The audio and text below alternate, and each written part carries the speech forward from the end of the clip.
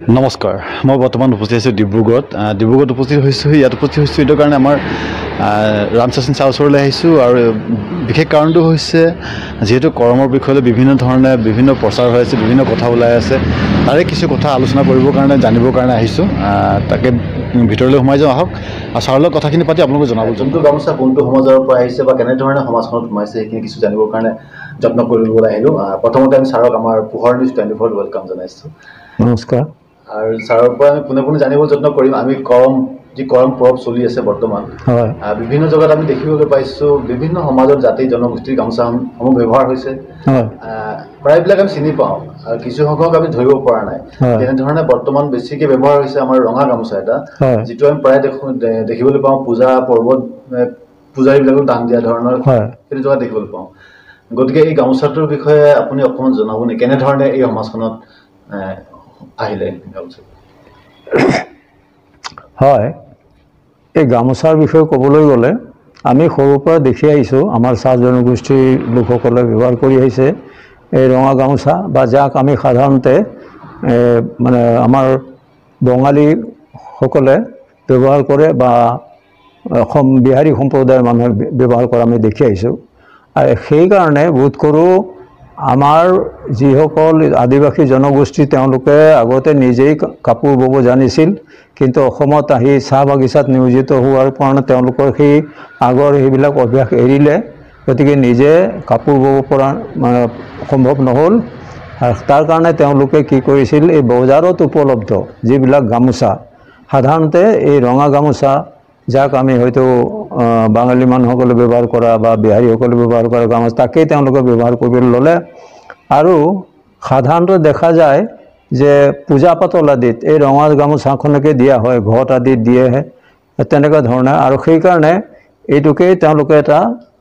সহজভাৱে সকলোৱে পবিত্ৰ বুলি ভাবি ল'লে আৰু ৰঙা গামোচাখনকে ব্যৱহাৰ কৰি আহিছে তেওঁলোকে পূজা পাতল বা তেনেকুৱা কৰম নাচিবলৈ গ'লেও সেইটোকে মাৰি লৈ বা কঁকালত বান্ধি লৈ মূৰৰ হাতত লৈ নাচে ঢোলতো মেৰিয়াই লয় কিন্তু আচলতে এই গামোচা আমাৰ এতিয়া সেইটোকে গ্ৰহণ কৰিছে কিন্তু আমি তাৰ উপৰিও আমি দেখিছোঁ যে আমাৰ ইয়াত যিবিলাক সান্থাল লোক আছে তেওঁলোকৰ নিজা এটা চানেকিৰ গামোচা আছে আৰু তেনেকৈ উৰিয়া মানুহবিলাকৰ মাজতে তেনেকৈ গামোচা এতিয়া বৰ্তমান মই দেখিছোঁ আৰু যেনে বিভিন্ন সম্প্ৰদায়ৰ থাকিবও পাৰে তেনেকুৱা গামোচা গতিকে এইটো এটা ঐক্যমতত উপনীত হ'বলৈ আমি আলোচনা কৰিব লাগিব চাহ জনগোষ্ঠীৰ এটা যদি প্ৰতীক হিচাপে গামোচা এটা আমি ল'ব বিচাৰোঁ ঐক্যমতত উপনীত হৈ এটা গামোচা তাৰ কেনেকুৱা ধৰণৰ তাৰ চানেকি নিৰ্ধাৰণ কৰিব লাগিব হয় এইখিনিতে আৰু চমুকৈ জানিব যত্ন কৰিম আমি যিটো আমাৰ লালপাৰী শাড়ী হয় লালপাৰী শাড়ীটো আমাৰ যিহেতু কৰ্মচাৰীবিলাকে পিন্ধে বা আমি পৰম্পৰাগত আমাৰ ড্ৰেছ বুলি ভাবি লৈছোঁ হয় কিন্তু এই ড্ৰেছটো আমি বিভিন্ন জেগাত কৰ্মৰ অৱস্থাটো পিন্ধি থকা দেখিবলৈ পাওঁ কৰ্মৰত হয় হয় শ্ৰমিকক গতিকে এইটো ড্ৰেছটো আমাৰ আদিবাসী তথা চাহ জনগোষ্ঠীৰ সমাজৰ পৰম্পৰাগত ড্ৰেছ হয়নে বাৰু নে আপুনি কি ক'ব বিচাৰিব এইটো বিষয়লৈ আচলতে আদিতে আমি শুনা মতে বা আমাৰ ইয়াত সচৰাচৰ যিবিলাক কৰম পূজা আগত হৈছিলে এই কৰ্মতিৰ বাহিৰে বাকীবিলাক লোকসকলে তেনেকুৱা ধৰণে ৰঙা পাৰি বগা শাৰী নহয় যি যেনেকুৱা সাজ পোছাকত পিন্ধি আছে বা শাৰী পিন্ধি আছে সেইবিলাকেই নাচিছিল কিন্তু যেতিয়া মানে সামূহিকভাৱে বা তেনে নিজৰ পাৰিবাৰিকভাৱে কিছুমানে চোতালত নিজে কৰম পূজা পাতিছে তেতিয়া কৰ্মতিসকলক আচলতে এই যে ৰঙা পাৰি বগা শাৰী সেইটো এটা শুদ্ধ ভাৱ আনিবলৈ তাতো পূজাত যেনেকৈ দুৰ্গা পূজাত বহুতে পিন্ধে গতিকে সেইটোকে তেওঁলোকে বাছি ল'লে আৰু সেই বগা শাৰী ৰঙা পাৰি দেখিলে এনে এটা শুদ্ধ ভাৱ পবিত্ৰ ভাৱ সেইকাৰণে সেই বস্তুটোকে এই শাৰী ৰঙা শাৰী বগা পাৰি ৰঙা ব্লাউজো পিন্ধে আজিকালি ছোৱালীবিলাকে আৰু কৰ্মতিসকলেও কৰে আৰু দেখা যায় যে ৰঙা পাৰি বগা শাৰী আৰু ৰঙা ব্লাউজ মানে হেৰিলৈকে কিলাকুটিলৈকে ঢকা আমি বিভিন্ন ঝুমৰ নৃত্য কৰোঁতেও এইটোকে পিন্ধি লয় গতিকে এইটো চলি আহিছে আৰু দেখাত বেয়া নালাগে ভালেই লাগে আৰু এক হ'লে ভাল লাগে একেধৰণৰ শাৰী হ'লে বা সাজ পোছাক পিন্ধিলে ভাল লাগে মানে আপুনি স্পষ্টকৈ এইটো ক'ব বিচাৰিছে বৰ্তমানলৈকে এই জনগোষ্ঠীটোৰ কোনো পৰম্পৰাগত নিজৰ কষ্টিউম ড্ৰেছ নাই এটা ড্ৰেছ নাই বুলি আমি পোছাক নাই বুলি ক'ব নোৱাৰোঁ হয়তো সকলোৱে বেলেগ পিন্ধিব পাৰে